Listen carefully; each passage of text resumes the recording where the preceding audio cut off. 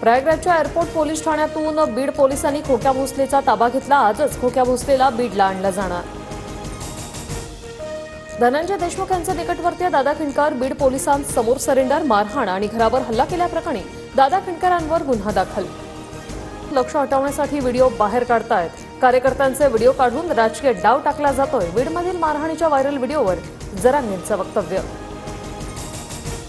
विधानसभेत प्रश्न लावण्यासाठी नेत्यांच्या एजंटकडून पैशाचा व्यवहार। परिणय फुकेची विधान परिषदेत खळबळजनक माहिती। फुकेंकडून दोषींवर मकोकाची कारवाई करण्याची मागणी। पैसे घेणारे कोणत्याही राजकीय पक्षाचे असू द्या, त्यांच्यावर कडक कारवाई केली जाणार। परिणय फुकेंच्या आरोपांनंतर योगेश कदम यांचं आश्वासन। इन्फोसिसचे संस्थापक नारायण मूर्तींच्या हस्ते फडणवीसांना पुरस्कार। द इंडस एंटरप्रेन्युअर मुंबईतर्फे मुख्यमंत्री फडणवीसांचा हा गौरव। महामार्गाच्या ठेकेदारांकडून सरकारने कोट्यावधी उकळले। कोट्यावधी रुपये आमदार खासदार खरेदीसाठी वापरले असते। संजय राऊत यांचा आरोप। 9,32,000 कोटींचं राज्यावर कर्ज। राऊतांचा दावा।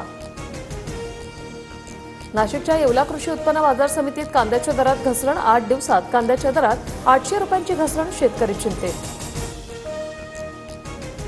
राजस्थानच्या जैसलमेरमध्ये भारत पाक सीमेवर बीएसएफ जवानांकडून होळी साजरी। एकमेकांना रंग लावून ढोलकीच्या तालावर ठेका धरत जवानांकडून आनंदोत्सव साजरा। डोनाल्ड ट्रम्प यांचं आश्वासनही कामी आलं नाही। सुनीता विल्यम्स अंतराळात पुन्हा अडकल्या। तांत्रिक समस्येमुळे क्रू 10 लॉन्च झालं नाही।